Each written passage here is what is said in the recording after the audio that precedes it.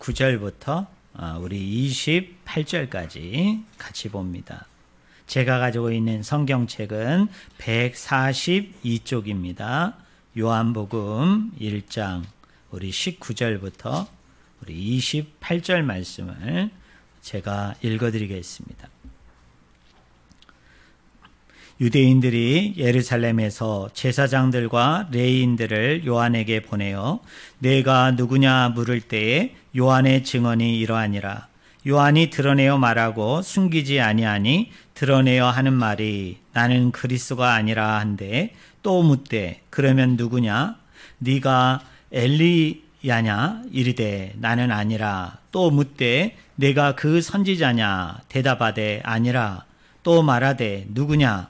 우리를 보낸 이들에게 대답하게 하라. 너는 내게 대하여 무엇이라 하느냐?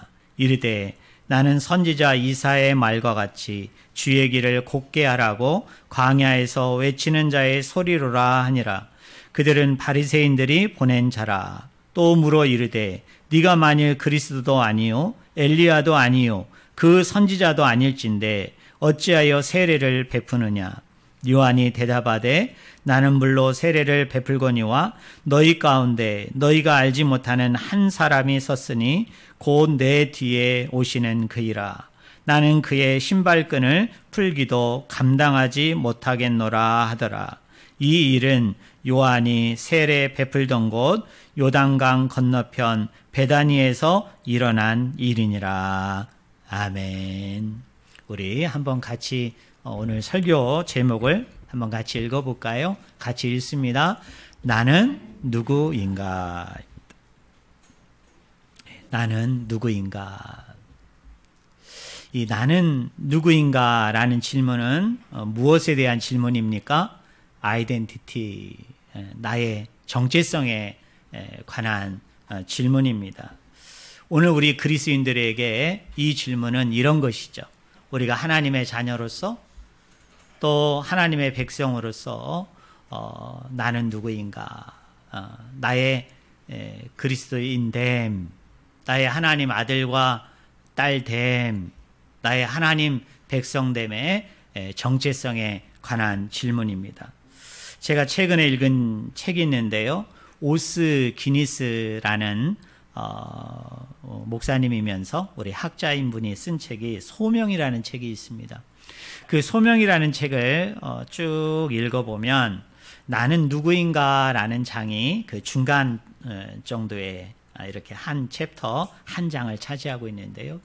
그 장을 쭉 읽어보면 이 정체성에 관해서 네 종류의 사람들이 있다 그렇게 얘기합니다. 이 첫 번째 종류의 사람은 누구냐면 속박된 존재로서의 나다라고 얘기합니다. 이게 뭐냐면 성적, 노력, 성과에 따라서 사람의 존재됨을 매기는 거죠. 그러다 보니까 뭐예요? 나의 개별성은 무시가 되고 어떤 성적이라는 거, 또 어떤 성과, 또 어떤 성공이라는 그 잣대가 있어요. 그 기준이 있어요. 그것에 따라서 사람의 우열을 매기고요. 사람의 등급을 매기는 거예요. 그래서 늘 사람은 뭡니까? 어떻게 하든지 내가 자꾸 조금 더 높은 등급, 조금 더 높은 기준의 사람으로 올라가려고 애를 쓰는 거죠. 그래서 그거에 의해서 속박되고 억압되는 존재로서의 나라는 사람이 있다는 거예요. 다음 여러분 두 번째로는 이 책에서 소개하는 정체성은 뭐냐면 존재할 용기로서의 나다. 나라는 사람은 외부에 의해서 누군가에 의해서 만들어지는 게 아니라 나 스스로가 만들어간다. 나의 이 존재감을 내 스스로가 매긴다는 거죠. 내 스스로가 그렇게 판단해 간다는 거예요. 또 세 번째로 이 책에서 얘기하는 세 번째 정체성은 뭐냐면 타고난 존재로서의 나이다입니다. 여러분 카르마라는 얘기 들어보셨습니까? 이 카르마라는 말은 인도의 힌두교에서 쓰는 말이에요. 이 카르마를 한국말로 번역을 하면 업 또는 업보라는 말이에요. 아마 우리 나이 드신 분들은 예전에 무속신앙 신앙인들에게 또 무속신앙에 심취된 분들에게 그런 얘기 많이 들었을 거예요. 나의 존재됨은 타고나는 것이다.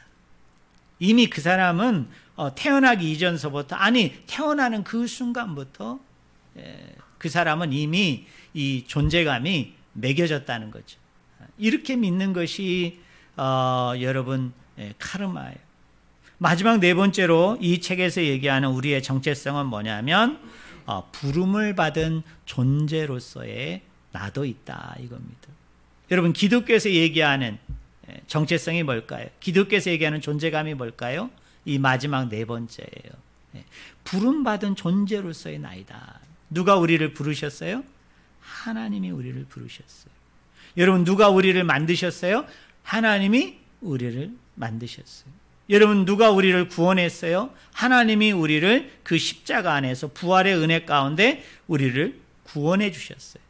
그래서 나라는 이 존재감은 외부로부터 어떤 사람이 그것을 공인하고 인정해서 내 존재감이 매겨지는 것도 아니고, 또 세상 사람들이 가지고 있는 어떤 기준과 잣대를 가지고 그 기준에 부합하거나 또는 그 기준에 모자라는 그것을 통해서 사람의 우열을 매길 수 있는 나도 아니에요. 그렇다고 사람이 태어날 때부터 이미 그 사람은 이미 그 운명이 정해졌다.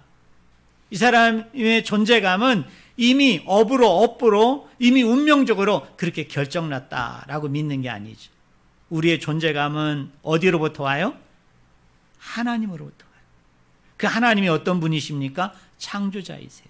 구원자이세요. 심판자이세요. 근데 그 하나님이 우리를 어떻게 하셨다고요? 부르셨어요.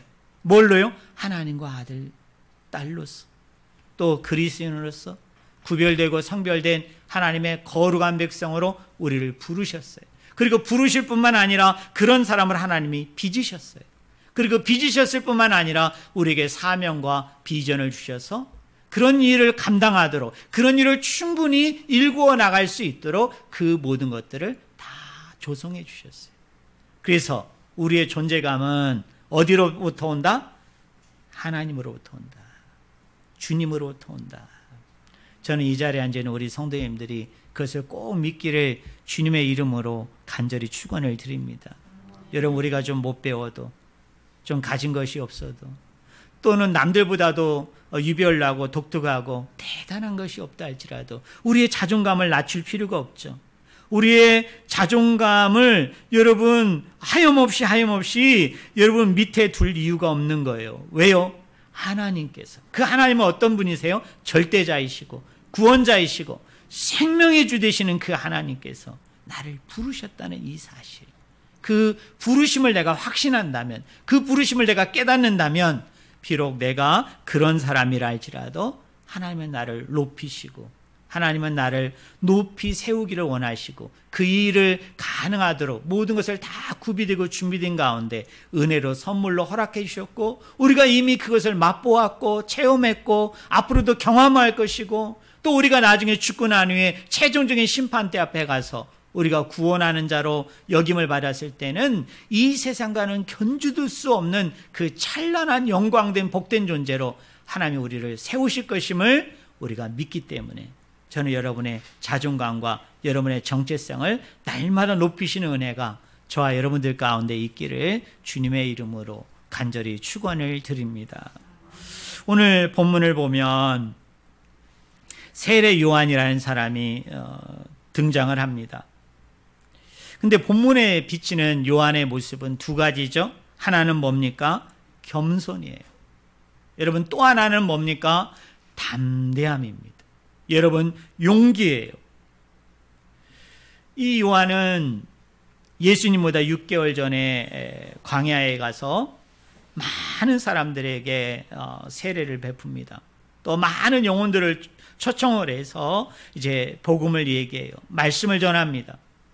그러니까 많은 사람들이 언뜻 드는 생각이 뭐냐면 이사야서에서 예언했던 그 엘리야 선지자를 떠올리는 거예요. 엘리야 선지자를 생각하는 거예요.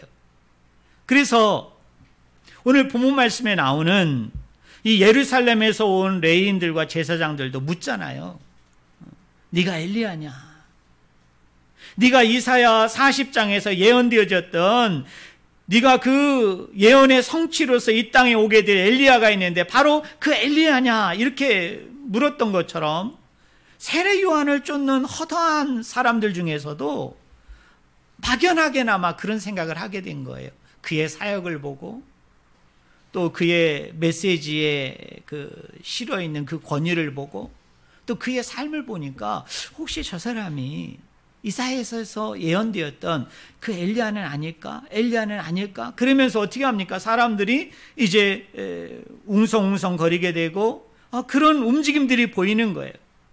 그런 얘기들이 이제 이 세례 요한의 귓가에 들리기 시작을 한 겁니다.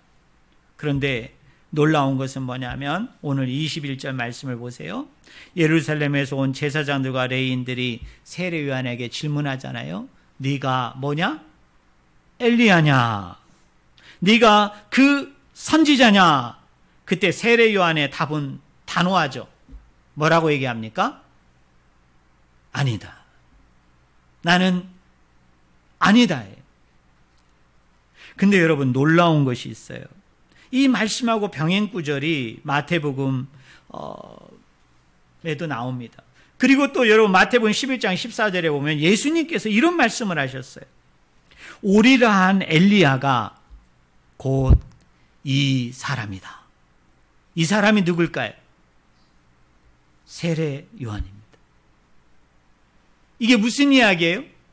예수님이 세례 요한을 뭐로 인정했어요?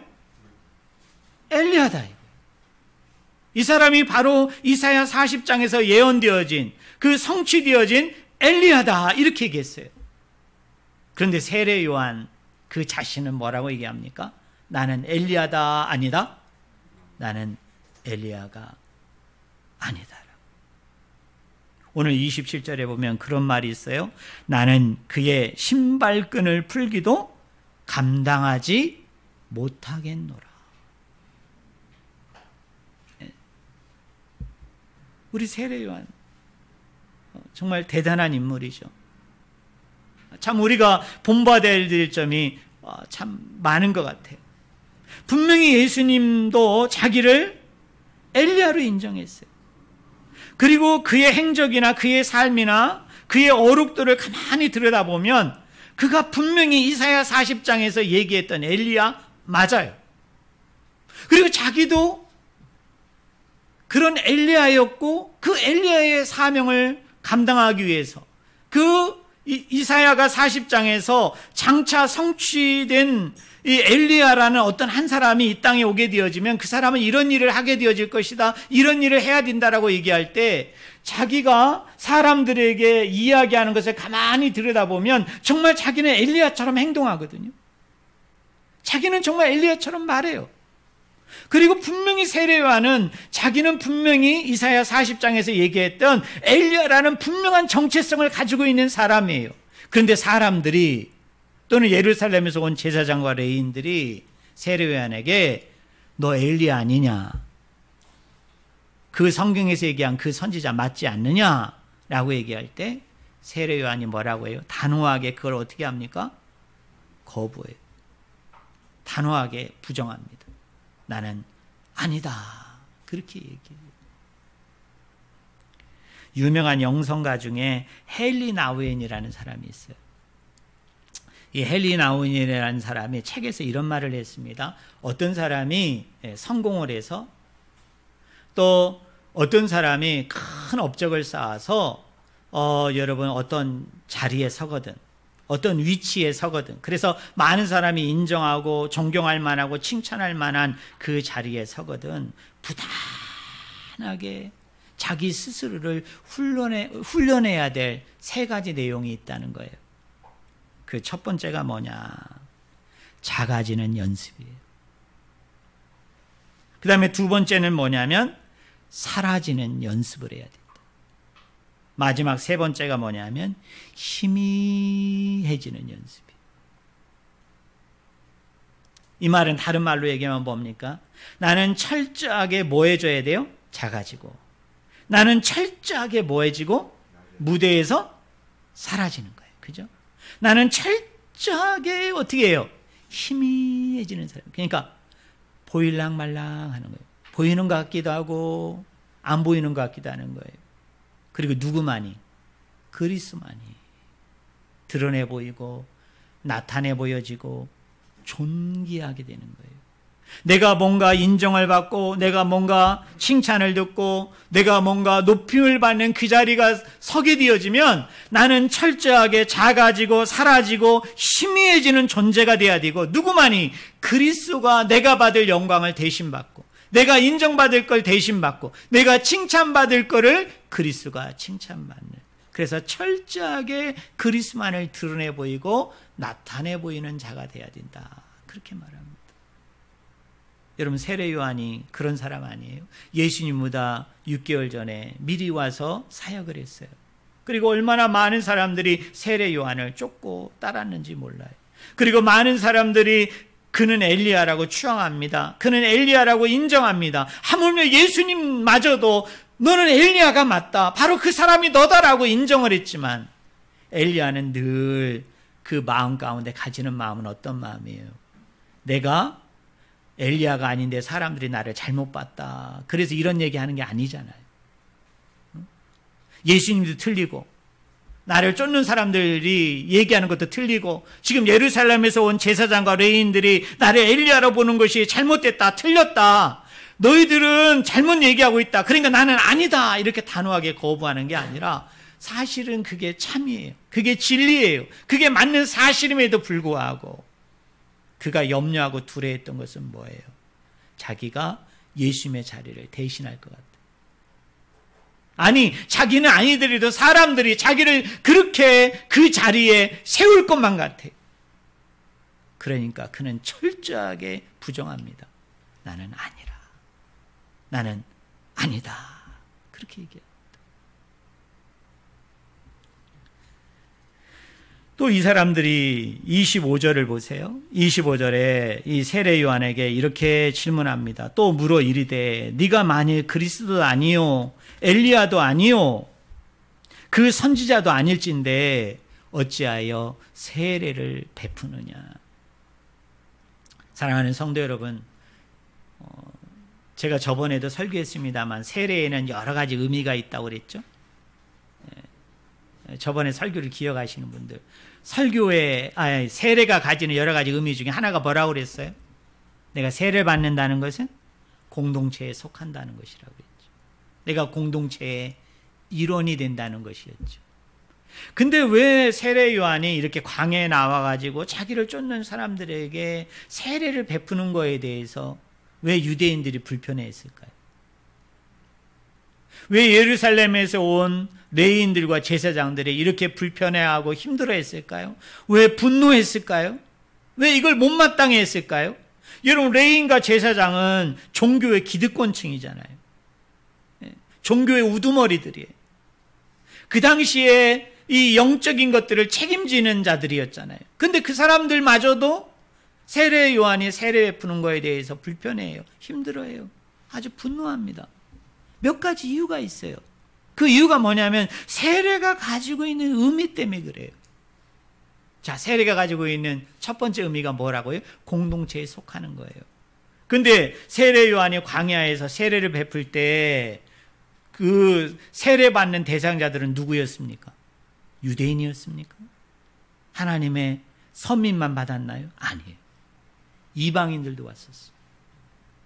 그리고 여러분, 유대교에서 흔히 얘기하는 불결한 사람들, 거룩하지 못한 영혼들, 그래서 예루살렘 총회, 예루살렘 공회에 감히 들을 수 없는 사람들까지도 그곳에 와 있었던 거예요. 그런데 세례 요한은 세례를 베풀 때 어떻게 합니까? 모든 사람들에게 인종에 상관이 없이, 어떤 신체의 상황과 건강의 유무에 상관이 없이 모든 사람들에게 어떻게 해요? 세례를 베푼 거예요. 유대교의 입장에서는 어때요? 이거 못마땅한 거죠. 유대교의 입장에서 이거 있을 수 없는 거예요. 또 하나, 세례가 가지고 있는 여러분 두 번째 의미가 뭐예요? 세례라는 것은 장사된다라는 얘기죠. 다른 말로 얘기하면 세례는 죽는다라는 의미가 있죠. 그죠? 또 세례가 가지고 있는 의미가 뭐죠? 우리의 죄를 뭐한다? 씻긴다. 우리의 죄를 말갛게 한다. 그런 의미를 가지고 있어요. 근데 이게 왜 유대인들에게 왜 불편한 거예요? 여러분, 하나님의 선민의 특권의식을 가지고 있는 이 당시 기득권층의 사람들에게 왜 이것이 불편한 사실이죠? 유대인들은 하나님을 믿는 사람이잖아요. 그죠? 그리고 난지 며칠 만에, 8일 만에 뭘 다 받았을까요? 할례를 다 받았어요. 하나님의 선민이에요. 하나님의 택함을 받은 사람이에요. 근데 지금 세례 요한이 베푸는 세례는 무슨 세례? 물세례예요. 물세례는 무슨 세례? 회개의 세례예요. 그 회개를 지금 세례를 받으러 온 청중들은 어떤 사람들입니까? 한마디로 얘기하면 죄인들이죠. 불결한 사람이에요. 거룩지 않은 사람들이에요. 하나님의 진노와 심판을 통해서 이미 멸망받고 심판받고 죽어야 되는 사람들이에요. 그런데 하나님께서 그들에게 뭐를 베푸심으로? 세례를 베푸심으로. 물론 상징이죠. 그것을 통해서 그들의 백성들이 가지고 있는 죄를 맑게 한다는 거예요. 씻긴다는 거예요. 근데 유대인 입장에서는 이게 아주 불편한 거죠. 왜? 나는 이미 씻김을 받은 존재인데, 이미 나는 씻겨져서, 나는 저 더러운 이방인들보다는 구별되고 성별되어져서 나는 의롭고 깨끗하고, 그리고 저 사람들보다는 뭔가 차원이 다른 사람인데 왜 내가 다시 뭐의 반열에 떨어져 가지고 저 이방인들과 같은, 하나님을 제대로 믿지 못하는 저 불결하고 더러운 백성들과 내가 동일한 사람들이 되어서 왜 내가 뭐를 받아야 돼요? 내가 왜 또 세례를 받아야 돼? 내가 왜 죄 씻음을 받아야 돼? 내가 왜 저런 사람들과 같이 동급으로 나를 여겨? 그러면서 뭐 하는 거예요? 아주 불편해하는 거예요. 아주 힘들어하는 거예요. 여러분, 분노하는 거죠. 그런데 놀라운 건 뭡니까? 그럼에도 불구하고, 그런데도 이 세례 요한은 어떻게 합니까? 그 사람들에게 세례 베풀기를 주저하지 않아요. 여러분, 머뭇거리지 않습니다.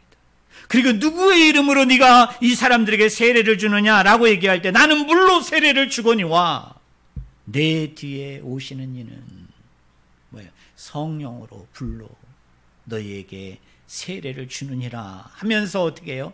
담대하게 이렇게 복음을 얘기합니다. 말씀을 선포합니다. 이것이 세례 요한이 가지고 있는 두 가지 성품이었어요. 하나는 뭐예요? 절대적인 겸손.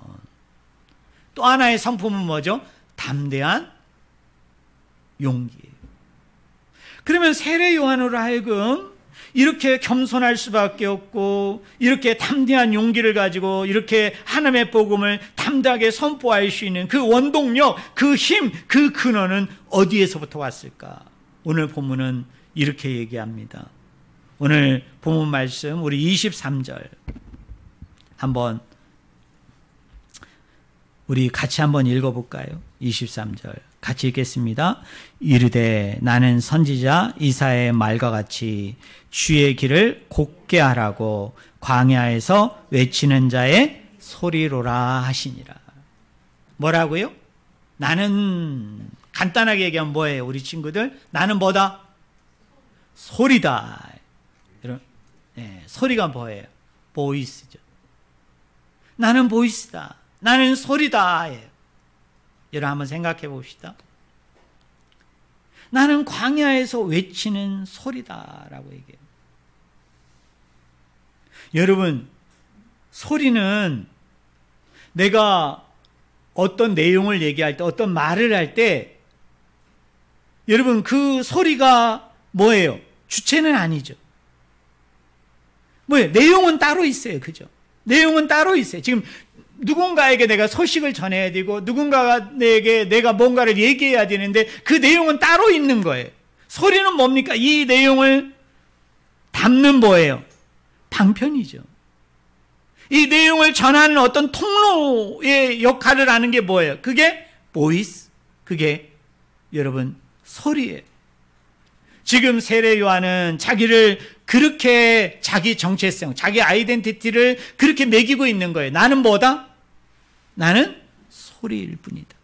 나는 소리일 뿐이다.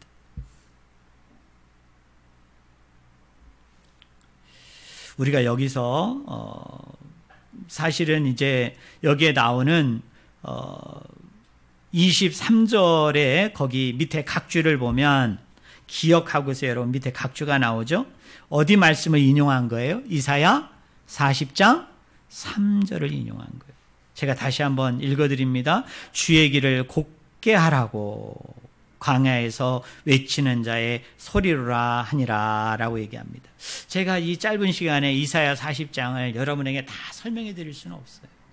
근데 이사야 40장에 보면 장차 엘리야와 같은 한 사람이 광야에 나타나게 되어질 것이고, 그 사람이 나타나서 이제 사명자가 돼가지고 두 가지 큰 사역을 하게 되어질 것이라고 얘기합니다. 첫 번째 사역이 뭐냐면 위로하는 사역이에요.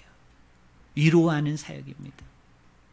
쉽게 얘기하면 뭐냐면 뒤처진 사람에게 용기를 주고, 그 다음에 낙심한 사람을 뭐예요?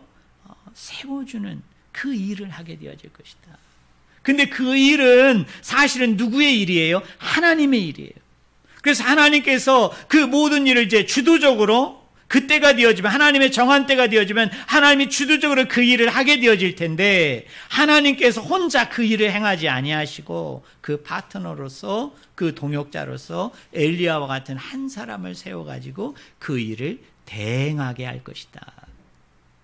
그 일을 수고하게 하여 줄 것이다. 그게 첫 번째 사역이에요. 그 다음에 두 번째로는 여러분 따라해 보실래요? 평탄케 하다. 평탄하게 하는 일을 할 것이다. 우리 성경의 역사를 좀 아시는 분은 좀 아실 텐데요. 여러분 이스라엘 백성이 어느 나라로 포로로 끌려가죠? 바벨론이라는 나라에 여러분 포로로 끌려갑니다. 근데 이스라엘 백성이 이쪽 서쪽이 여러분 이스라엘이에요. 이스라엘.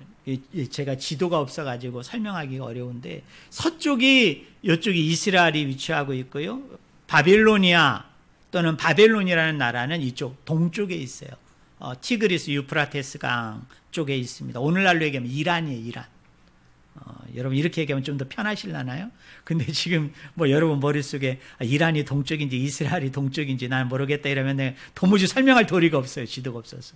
근데 이스라엘은 이쪽 지중해 이쪽에 서쪽에 있고, 티그리스 유브라데스 강인 그 이란, 바빌로니아 지역은 동쪽으로 있는데, 이 이스라엘 백성이 포로로 끌려갈 때 무려 4개월이 걸립니다. 4달 동안 그 길을 가요.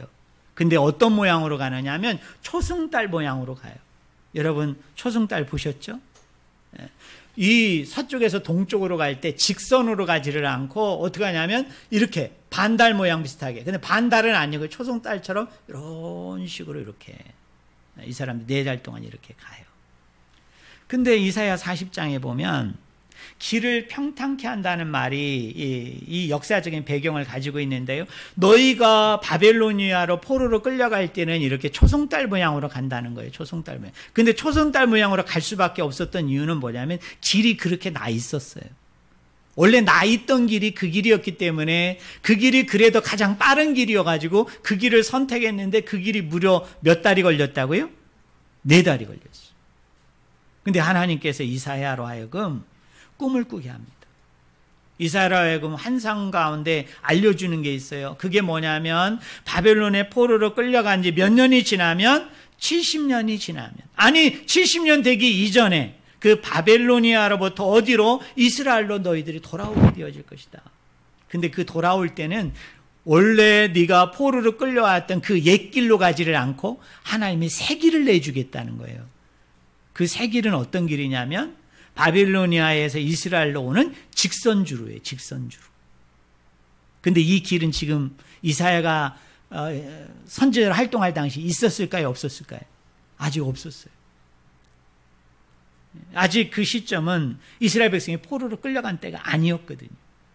그런데 포로로 끌려가는 건 너희들이 알고 있는 그 지금 나 있는 길로 갈 것이고, 돌아올 때는 어떻게 한다? 직선주로로 온다. 근데 그 직선주로는 길이 있어요? 없어요? 없죠. 근데 이 길을 누가 내주겠다는 겁니까? 하나님이 내주겠다. 이건 새 길이에요.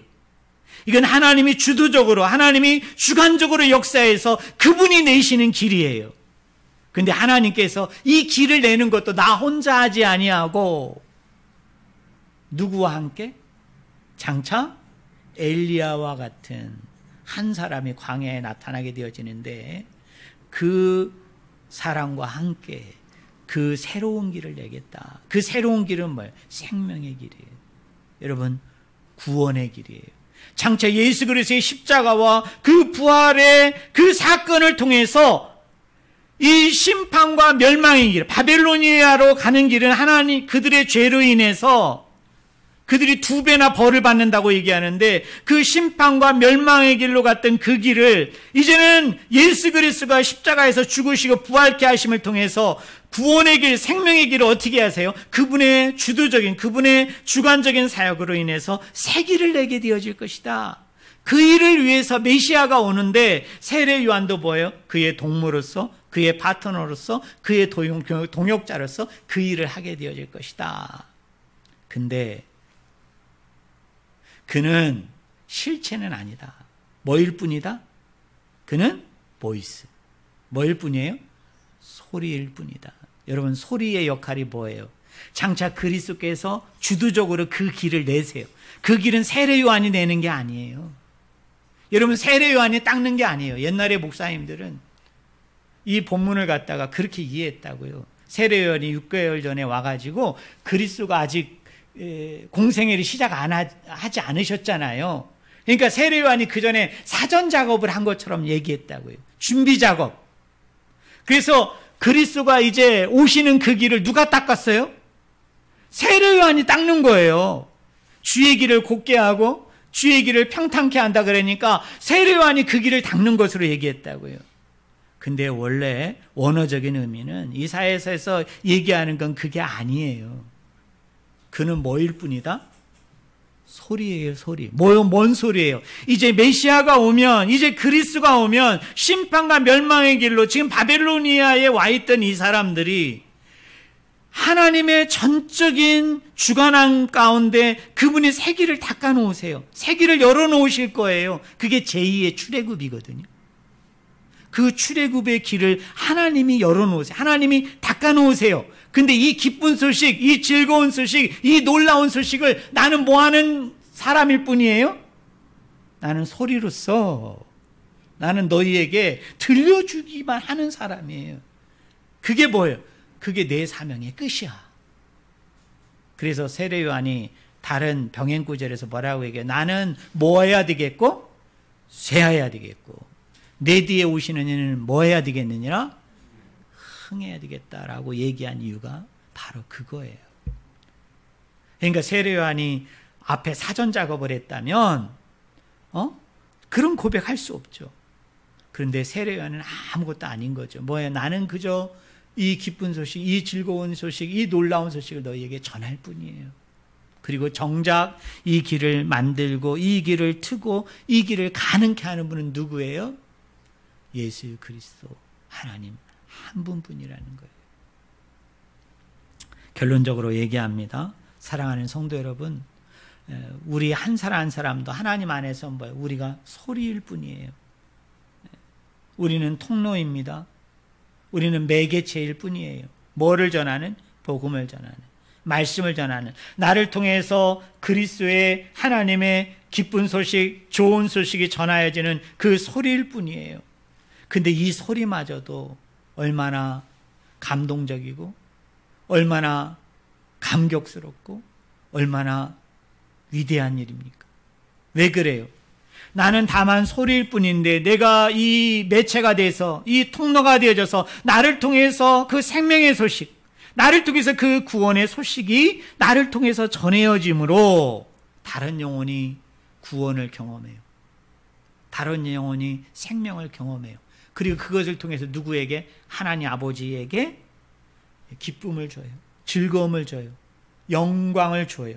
근데 그 통로로, 그 매개체로 누구를 사용하겠다고요? 저와 여러분을 사용하겠다는 거예요. 이게 우리의 정체성, 이게 우리의 자존감이에요.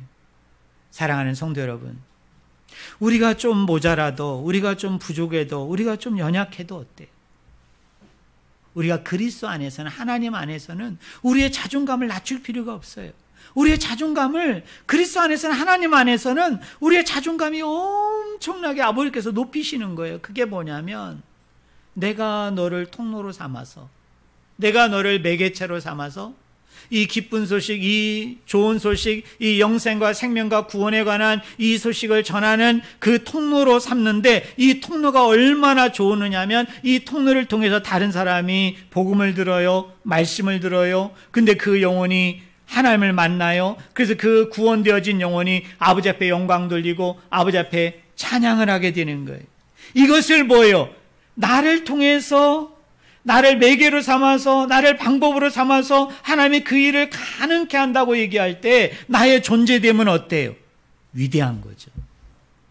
여러분, 나의 존재됨은 대단한 거예요. 그래서 우리는 항상 두 가지가 있는 거죠. 하나는 뭐냐면, 나는 소리다, 나는 주체가 아니야, 나는 내용이 아니야, 나는 그저 소리일 뿐이야 하면서 하나님 안에서 마냥 우리는 낮아져야 돼. 세례 요한이 그런 거예요. 그러면서 또 한편에서는 뭐죠?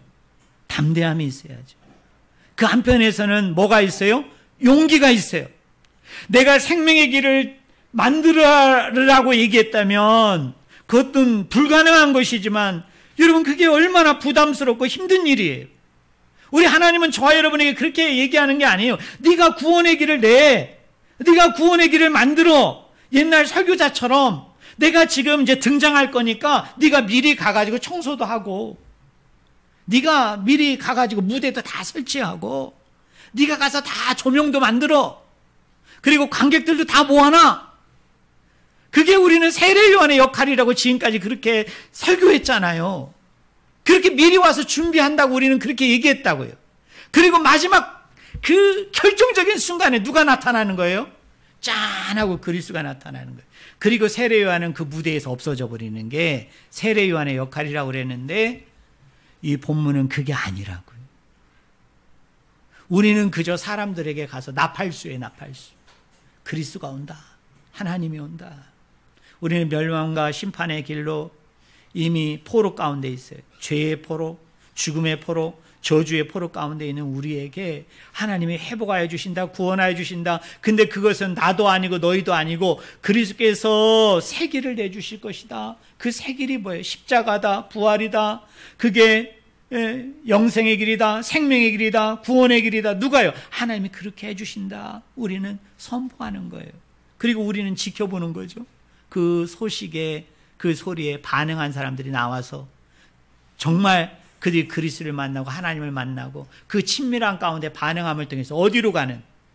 구원의 길로 가는, 생명의 길로 가는. 그래서 우리 하나님이 그것을 보고 마냥 기뻐하고 즐거워할 때 우리도 옆에서 뭐 할 수 있어요? 내가 하나님을 위해서 정말 기쁜 일을 했구나, 내가 정말 하나님을 위해서 정말 감사하는 일을 했구나. 그 영광이 내 영광이고, 저 기쁨이 내 기쁨이고, 저 즐거움이 내 즐거움이구나. 그러면서 어떻게 해요? 우리도 덩실덩실 춤을 추면서 하나님과 연합하고 하나 되어짐을 통해서 그 잔치 가운데 함께 할 수 있는 것. 그걸 세례 요한이 알았기 때문에 그는 겸손할 수 있었고, 그는 담대한 용기를 가질 수 있었다는 거예요. 저는 서울 우리 교회 나오는 우리 성도님들이 다 그런 분들이 되어졌으면 좋겠어요. 하나님 앞에서는, 또 사람들 앞에서는 나는 소리일 뿐이야, 나는 그저 그리스도를 전하는 하나의 통로이고 매개이고, 그리고 그리스도가 정작 드러날 때는 어때요? 나는 없어져야 되는 존재야. 어떻게 하든지 아까 헨리 나우인이 얘기한 것처럼 뭐예요? 나는 작아지고, 나는 사라지고, 나는 희미해지는 존재일 뿐이야. 예. 그러면서 또 하나는 뭡니까? 담대함이 있는 거죠. 용기가 있는 거죠. 왜? 그 길은 내가 닦는 게 아니라 하나님이 닦아주신대. 그래서 우리는 그 믿음을 가지고, 신앙을 가지고 그 길을 가면 되고, 우리는 먼저 그 길을 걸어갔던 사람이기 때문에 저 앞에서 어떻게 해요? 사람들을 향해서 그 구원의 길로, 그 생명의 길로 오라고 사람들을 향해서 내가 소리, 매개체가 되어가지고 선포하기만 하면 되는 거잖아요.